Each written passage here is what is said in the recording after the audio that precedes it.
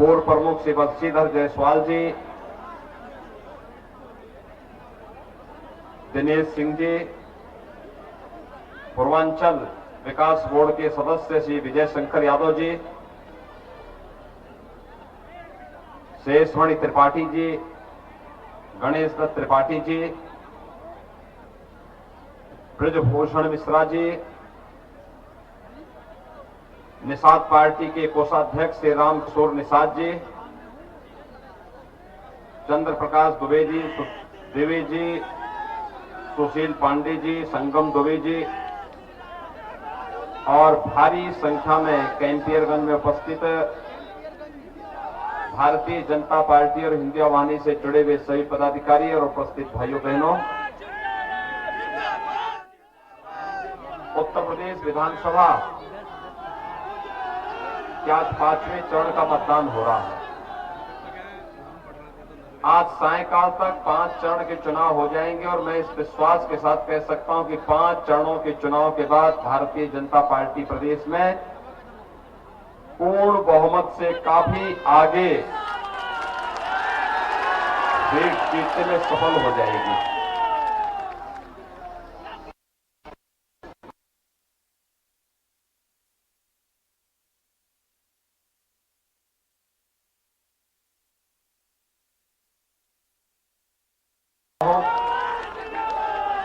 Bharatiya Janata party ने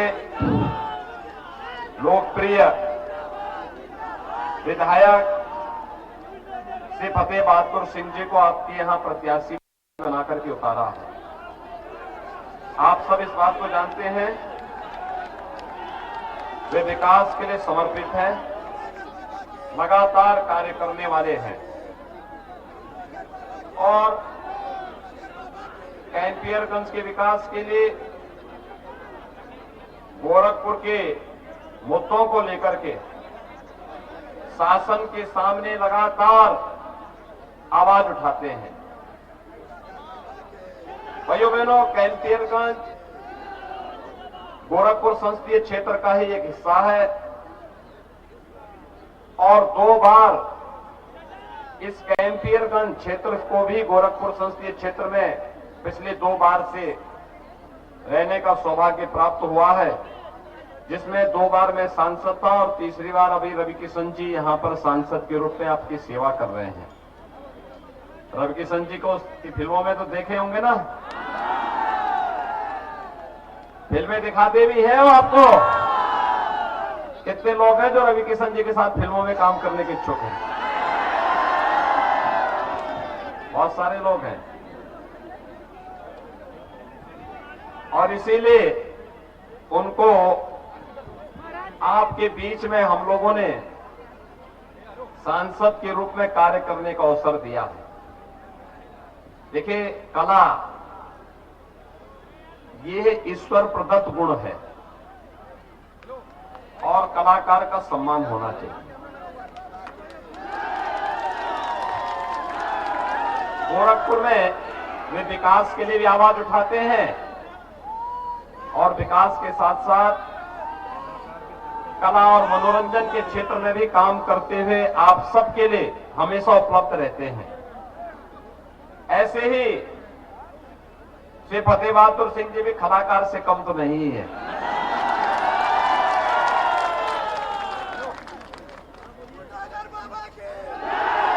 और मैं इसीलिए आज आपके पास आया हूं। देखिए, फतेह बहादुर सिंह जी चुनाव जीतेंगे, इसमें कोई संदेह नहीं है,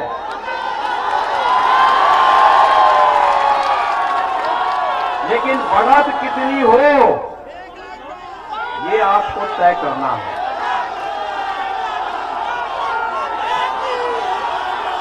और इसीलिए आज मैं विशेष रूप से कैंपियरगंज में आया हूं।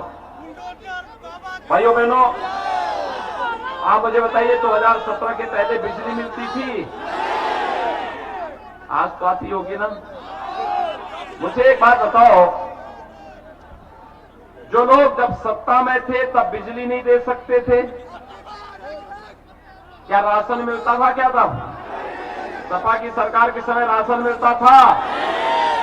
कोरोना कालखंड में हर गरीब को महीने में 2 बार राशन दाल, तेल और नमक भी साथ में मिल रहा है कि नहीं मिल रहा है?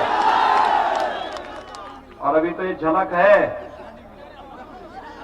अभी तो इससे ज्यादा भी हम लोग करने जा रहे हैं। लोग परेशान हैं, समाजवादी पार्टी के लोग परेशान हैं इस बात को लेकर के कि वास्तव में ये जो आज विकास हो रहा है, इस सड़क 6 लेन की बनने जा रही है, बिजली आ रही है, degree college, inter college, polytechnic, ITI का निर्माण हो रहा है, ग्रामीण स्टेडियम बन रहे हैं, विकास के कार्य जिस तेजी के साथ फर्टिलाइजर का कारखाना फिर से प्रारंभ हो गया है, एम्स का निर्माण हो गया है, हर जिले में एक मेडिकल कॉलेज की स्थापना हो रही है। वे परेशान है, इतना पैसा कहां से आ रहा है? मैंने कहा भी पैसा की कमी पहले भी नहीं थी, लेकिन पहले सरकार की नीयत पर संदेह था।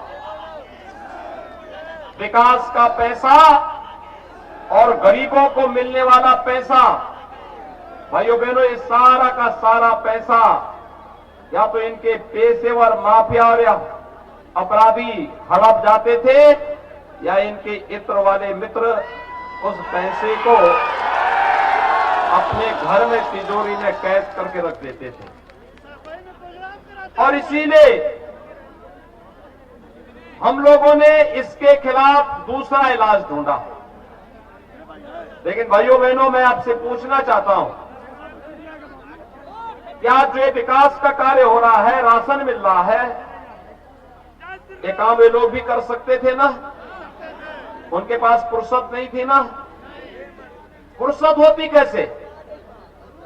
क्योंकि उनके लिए तो नारा तो था सबका साथ, लेकिन काम होता था सेफई खानदान का विकास। उससे बाहर विकास की सोच थी ही नहीं। लेकिन जब हम लोग आए, प्रधानमंत्री मोदी जी ने नारा क्या दिया? सबका साथ, सबका विकास। विकास सबका, सम्मान सबको, सुरक्षा सबको। लेकिन अगर कोई सुरक्षा में सेंध लगाने का कार्य करेगा तो फिर बुलडोजर भी। लोग परेशान हैं भाइयों बहनों। आज मैं आप सबसे कहने के लिए आया हूं, हम लोगों को विकास की योजना के बारे में सोचना है जो आपको एक पहचान दिला सके। समाजवादी पार्टी के एक नेता मुझे मिले, मैंने उनसे पूछा, मैंने कहा विकास तुम लोग क्यों नहीं कराते थे? उन्होंने कहा हमने विकास कराया है। मैंने कहा कौन सा? कहा कराया है। वो जिद करने लगे। मैंने कहा बता दो कौन सा किए हैं? उन्होंने कहा देखिए साहब, ये सड़क, बिजली, पानी, गरीबों को राशन, दवा, ये हमारे एजेंडे का विषय नहीं है। हमारे एजेंडे का एक विषय था, हमने किया। मैंने कहा क्या? हमने कब्रिस्तान की बाउंड्री बना दी।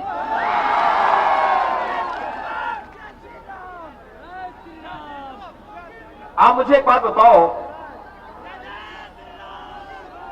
कि आज बिजली देने में तो कोई दिक्कत, बिजली मिलने में कोई दिक्कत नहीं है ना? बिना भेदभाव के मिल रही है ना? सबको बिजली, पर्याप्त बिजली है ना? क्या पहले भी ऐसे होता था? पहले ईद और मुहर्रम पे बिजली आती थी, लेकिन होली और दीपावली में बिजली नहीं आती थी। क्या सच है ये? ऐसे ही दवा के लिए भी होता था, राशन के लिए भी होता था। वैक्सीन कितने लोगों ने लगा लिया? कोरोना का वैक्सीन आप सबने लगा लिया। कोरोना के खिलाफ देश की लड़ाई का प्रतीक है। और भाइयों बहनों, जो लोग नहीं चाहते थे कि कोरोना में भारत की विजय हो, जो लोग गरीबों को और कोरोना फैला करके मानवता को मारना चाहते थे, वे लोग कोरोना की वैक्सीन का विरोध कर रहे थे। मुझे बताइए, ये वैक्सीन का पैसा तो नहीं लगा, सब फ्री में मिला है ना। अगर सपा बसपा की सरकार होती तो पूरी वैक्सीन बिक जाती बाजार में, किसी गरीब और किसी नागरिक को मिलती नहीं, ब्लैक हो जाती। और इसीलिए हम लोग आए हैं। आज योजनाओं का लाभ दिया जा रहा है, विकास के बड़े बड़े प्रोजेक्ट आ रहे हैं, सबको सुरक्षा, सबको सम्मान, इस भाव के साथ कार्य भी हो रहा है। और उस भाव के साथ कार्य करते हुए जब विधानसभा का चुनाव चल रहा है, जो प्रचंड आंधी भारतीय जनता पार्टी के समर्थन में पूरे प्रदेश के अंदर देखने को मिला है, मैं कह सकता हूं, विश्वास के साथ कह सकता हूं कि 10 मार्च को जब परिणाम आएंगे, भारतीय जनता पार्टी एक बार फिर एक बार 300 पार का लक्ष्य प्राप्त करेगी, अपनी सरकार बनेगी। और ऐसा नहीं कि ये विपक्षी दलों को जानकारी में न हो। विपक्षी दलों के तमाम नेताओं ने अभी से भागने के लिए अपनी बुकिंग शुरू कर दी है। कोई 10 मार्च का, कोई 11 मार्च का बना दिए हैं। और यहां पे तो मैंने सुना है कि सपा की प्रत्याशी तो न पहले चुनाव के पहले दिखाई देती थी क्या, और चुनाव के बाद भी नहीं दिखाई देंगी। देखो, जो सुख दुख में सहभागी बने वही आपका सच्चा प्रतिनिधि है, शेष तो अवसरवादी है। देखो, रवि किशन जी तो यहां पर रहते हैं ना, आते हैं ना, फिल्मों में काम करेंगे। एक फिल्म सिटी हम लोग बना रहे हैं लखनऊ में, अपने नोएडा में, और उसके बाद फिर यहां का भी नंबर आएगा। लेकिन भाइयों बहनों, आप सबसे मैं अपील करूंगा, वे लोग परेशान हैं कि आखिर इतना पैसा कहां से आया है।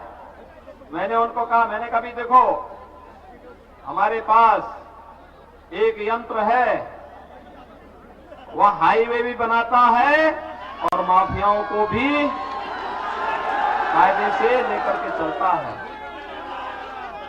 और इसीलिए बुलडोजर की आहट से वे लोग घबराए हुए हैं। अभी से टिकट बुक करा रहे हैं, भगदड़ मची हुई है, भागने की फिराक में। जिसके पास साधन है वह इंग्लैंड भाग रहा है, जिसके पास साधन नहीं है वह नेपाल भागने की फिराक में है, लेकिन नेपाल जाने नहीं देंगे हम लोग। भाइयों बहनों, इसलिए निश्चिंत होकर के चुनाव में भाग लीजिए। भारतीय जनता पार्टी, अपना दल और निषाद पार्टी मिलकर के चुनाव में है, और इसलिए मेरी आप सबसे अपील है। देखिए, भगवान राम और निषाद राज की मित्रता तो त्रेता युग से चली आ रही है ना, मानते हैं ना। क्या निषाद राज ने रामद्रोहियों के साथ हाथ मिलाया था क्या? किसके साथ हाथ मिलाया था? भगवान राम का काज कौन कर रहा है? हम ही लोग कर रहे हैं। अयोध्या में भव्य राम का मंदिर बन रहा है ना। निश्चिंत है ना कि मंदिर बन रहा है? कोई संदेह तो नहीं है? क्या ये काम सपा बसपा के लोग कराते? कोई उम्मीद करते हैं? ये काम हम ही लोग कराएंगे, करा भी रहे हैं, कराएंगे भी। और इसीलिए आज आपके पास आए हैं कि भाइयों बहनों, निषाद राज का भव्य स्मारक हम लोग श्रृंगवेरपुर में बना रहे हैं। श्रृंगवेरपुर में भगवान राम और निषाद राज की मिलन का एक भव्य प्रतिमा बन रही है। और इसीलिए मैं आप सबसे अपील करूंगा, अब भाषण का समय नहीं है। मैं केवल आपसे एक बात कहूंगा, 10 मार्च के बाद हमने तय किया कि अभी राशन मिल रहा है। 10 मार्च के बाद हर होली और दीपावली को उज्ज्वला गैस लाभार्थियों को फ्री में रसोई गैस के सिलेंडर भी मिलेंगे।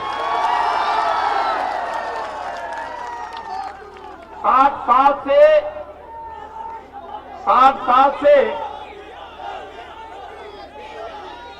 ऊपर की जितनी भी माताएं बहनें होंगी, परिवहन निगम की बस में उनको फ्री में यात्रा की सुविधा देंगे। बेटी की शादी के लिए अब तक अनुदान की राशि 51,000 है, इसको बढ़ाकर के 1 लाख करने का प्रस्ताव है हमारा। हर परिवार के एक नौजवान को नौकरी या रोजगार अथवा स्वरोजगार देंगे और 1 करोड़ नौजवान को वर्तमान में टैबलेट और स्मार्टफोन दे रहे हैं। आने वाले समय में समाजवादी पार्टी ने कंप्लेंट की है कि ये नौजवानों को नहीं मिलना चाहिए। हमने तय किया है 10 मार्च के बाद इसको 2 करोड़ करेंगे और डिजिटल एक्सेस भी फ्री में करेंगे। सभी लोग सहमत हैं कि फतेह बहादुर सिंह को यहां पे भारी बहुमत से विजयी बना के भेजेंगे, पिछली बार से ज्यादा वोटों से। दोनों हाथ ला करके मेरे साथ बोलेंगे, पुल के ऊपर भी जो लोग खड़े हुए लोग भी दोनों हाथ ला करके मेरे साथ बोलेंगे। भाइयों बहनों, इसकी पहली शर्त होगी चुनाव के दिन 3 फरवरी को पहले मतदान। चुनाव के दिन 3 फरवरी को पहले मतदान, पहले मतदान, पहले मतदान। मेरे साथ बोलेंगे, भारत माता की, भारत माता की, भारत माता की।